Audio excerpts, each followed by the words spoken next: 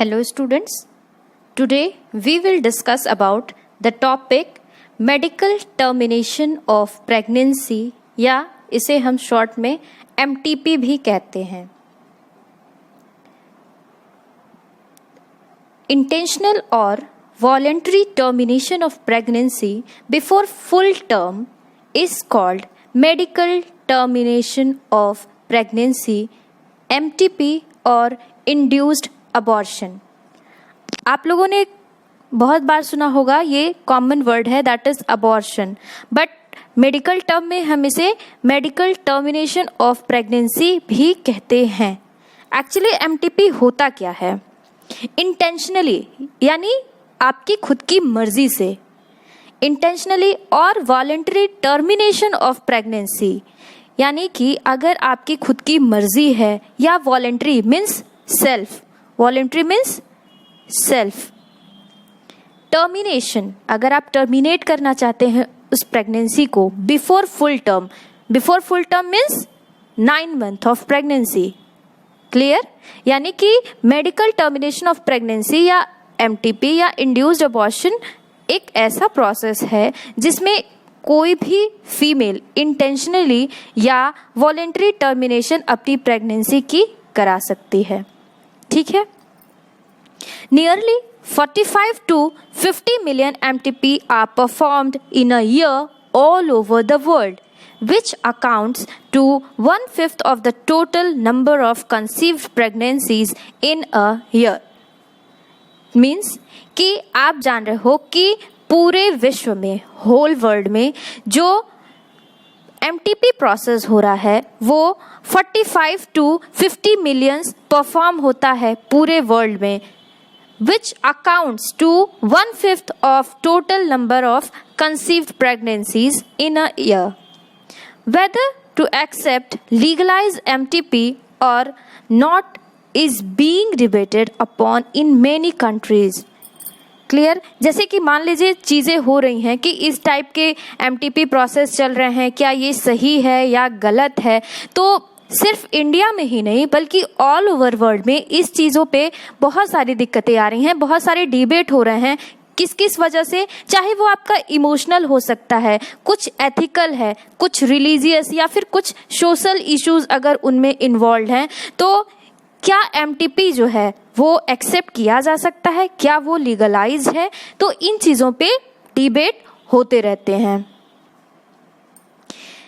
Government of India legalized MTP in 1971 with some strict conditions to avoid its misuse.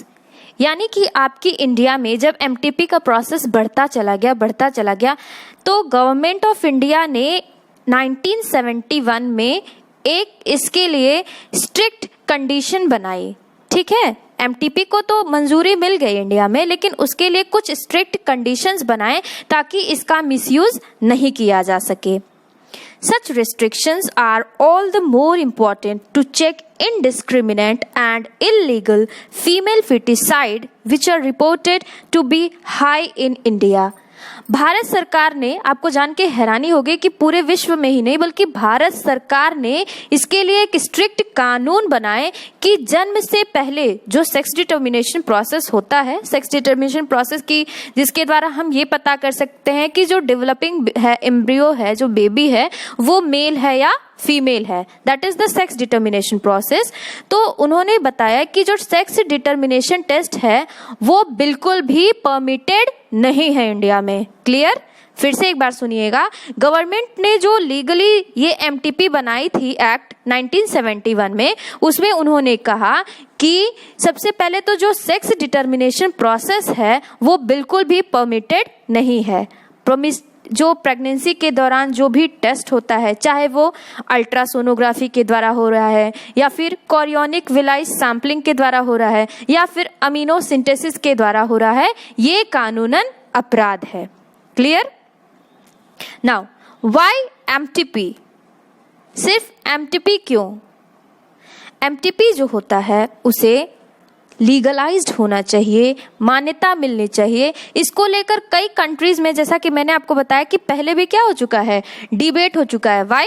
Due to emotional ethical, religious and social issues. जैसे इसको ऐसी जरूरत नहीं है कि सिर्फ फीमेल ही इस पे प्रोटेस्ट करते हो, बल्कि इस पे कई कंट्रीज में मेल भी प्रोटेस्ट कर सकते हैं। लाइक आप जानते होंगे कि हमारे यहाँ इश्यूज जैसे कि विलेजेस में होता है अपने रिलीजन से कि नहीं हमारे यहाँ ये कराना पाप है, ऐसी कंडीशंस जो है आ जाती हैं। क्लियर? तो ये कई सारे इश्यूज आए इसके चक्कर में, इस वजह से लोगों ने क्या किया, इसके लिए प्रोटेस्ट किया।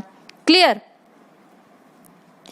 अब बात करते हैं मेडिकल टर्मिनेशन ऑफ प्रेगनेंसी, यानी जो अमेंडमेंट एक्ट बना 2017 में, उसमें क्या बन के आया।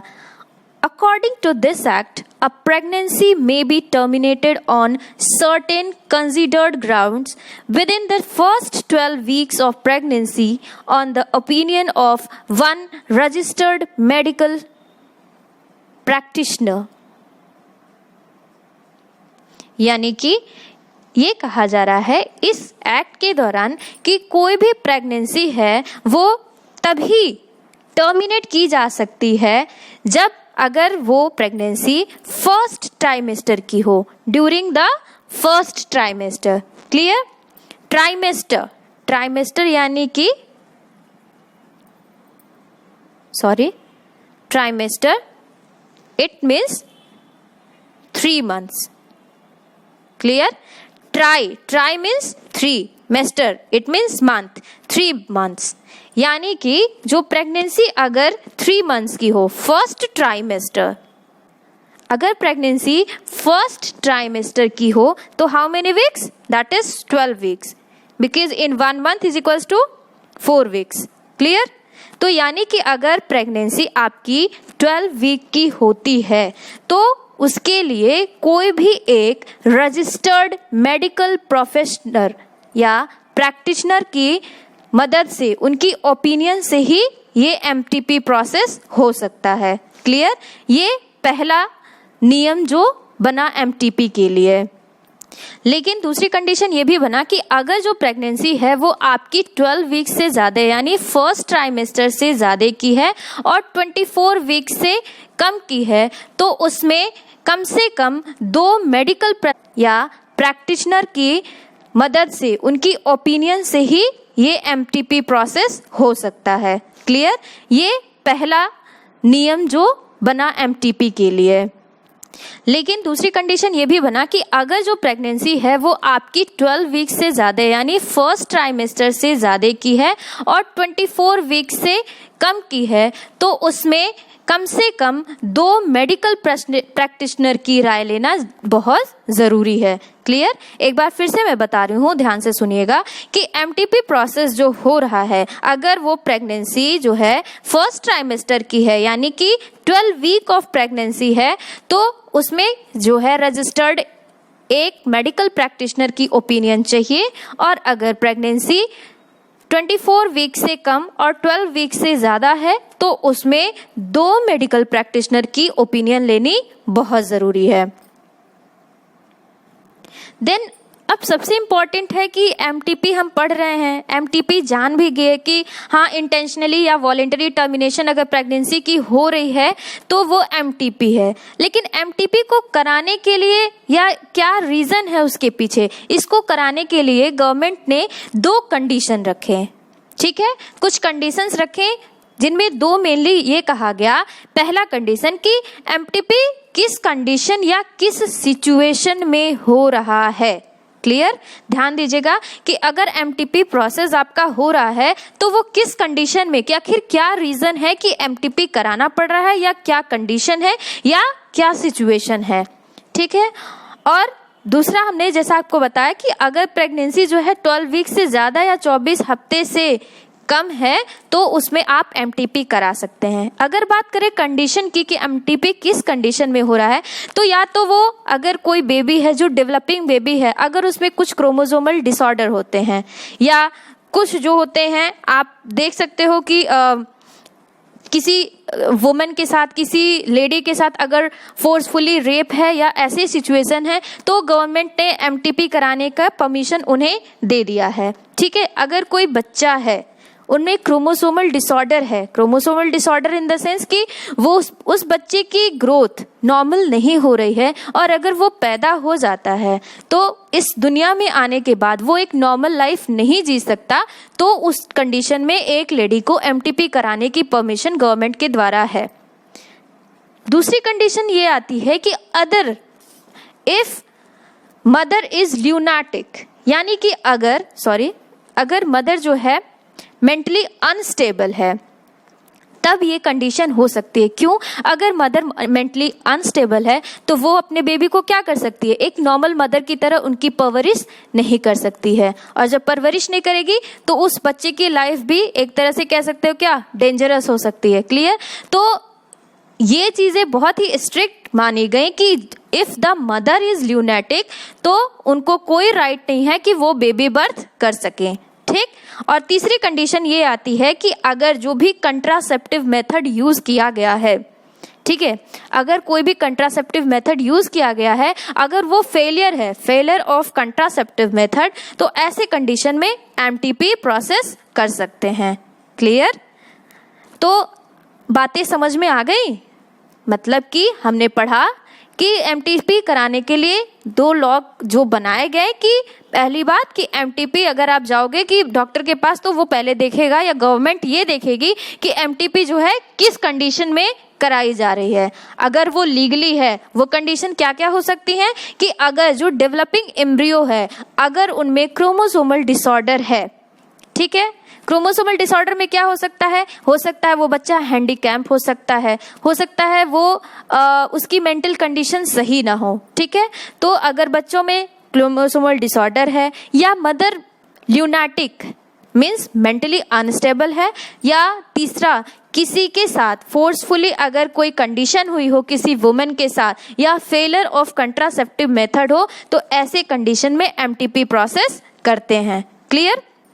नाउ सेकेंड थिंग ये कह रहा है कि second trimester abortion are much more riskier, यानी कि सेकेंड ट्राइमेस्टर, यानी फर्स्ट ट्राइमेस्टर जो था वो 12 वीक का यानी 3 महीने का, then second trimester again 3 month यानी 6 मंथ हुआ। ठीक है, जब बेबी अगर 6 मंथ का हो जाता है तो second trimester abortion are much more riskier.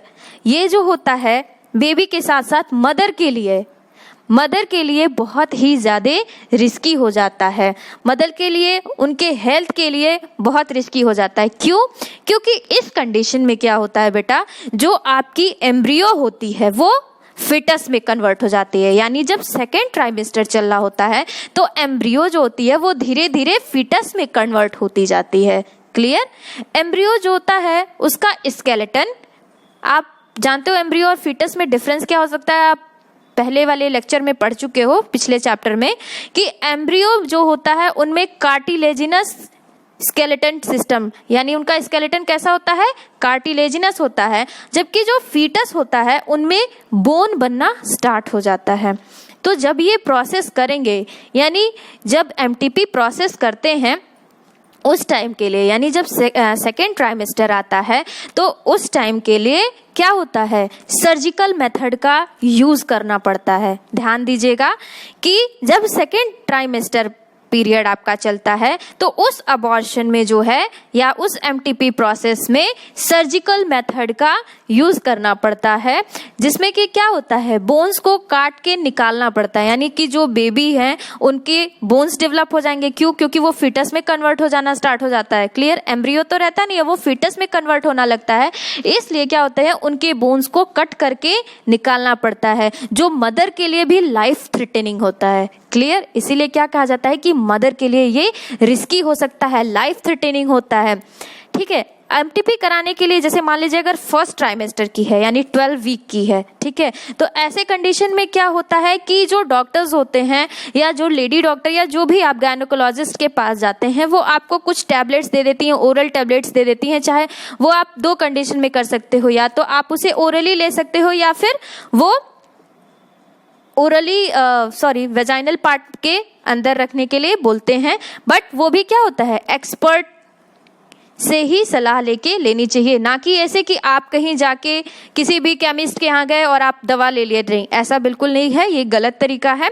तो हमेशा क्या होना चाहिए कि आप एक प्रोफेशनल के पास जाइए जो खुद मेडिकल प्रैक्टिशनर हो, जिसके पास लीगल उसकी डिग्री हो, आपको उन्हीं से सलाह लेके लेनी चाहिए। क्लियर? तो इसमें क्या होता है कि जो डॉक्टर आपको टैबलेट देगा उसके साथ साथ आपको पेन किलर भी देगा। क्यों? क्योंकि जब यूट्रस का कॉन्ट्रैक्शन होगा, यानी जब ये चीज़ें बाहर निकल के आएंगी, जो भी वो डेवलपिंग फीटस है, जब वो बाहर निकलेगा, वो फ्लैश आउट होगा, तो क्या होगा, उनमें जो यूट्रस होगा वो उनमें कॉन्ट्रैक्शन होगा, जिसकी वजह से काफ़ी पेन भी हो सकता है। Another dangerous trait is the misuse of amniocentesis determine the sex of the unborn child। यानी क्या कह रहा है कि जो दूसरा मिसयूज है अमीनोसिंथेसिस, एक प्रोसेस जिसमें कि क्या होता है, कोई भी बेबी है, अनबॉर्न चाइल्ड है, उसके सेक्स डिटर्मिनेशन के लिए इसको यूज किया जाता है। तो क्या है कि दूसरा जो डेंजरस ट्रेड है कि मिसयूज, अमीनोसिंथेसिस का मिसयूज करके ये पता लगाया जाता है कि जो डेवलपिंग फीटस है वो क्या है, अगर वो फीमेल है तो उसमें एमटीपी प्रोसेस करा देते हैं, जो कि क्या है, this is totally against what is legal. यानी कि अगर लीगल प्रोसेस है एमटीपी, तो ये एमटीपी के अगेंस्ट है, यानी इसको अगर लीगल माना गया है तो जो हमने कंडीशन पहले डिस्कस की, अगर वो कंडीशन होता है तब आप उसके अंडर में आप कर सकते हैं। लेकिन ये कि अगर डेवलपिंग एम्ब्रियो या डेवलपिंग फीटस जो है वो क्या है, एक फीमेल चाइल्ड है, तो आप उसके लिए इस चीज को अबॉर्ट करा दें, ये टोटली गलत है।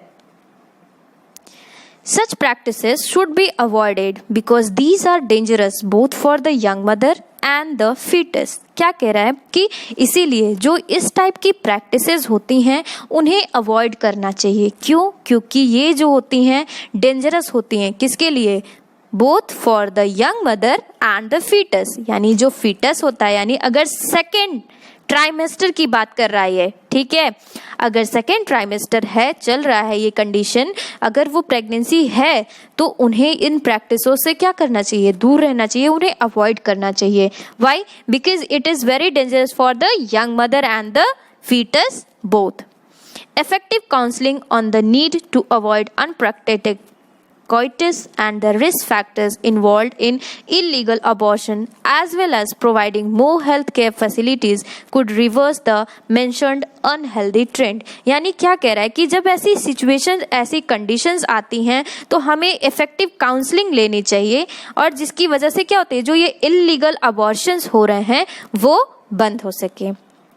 Now in the next session we will discuss about the sexually transmitted infection।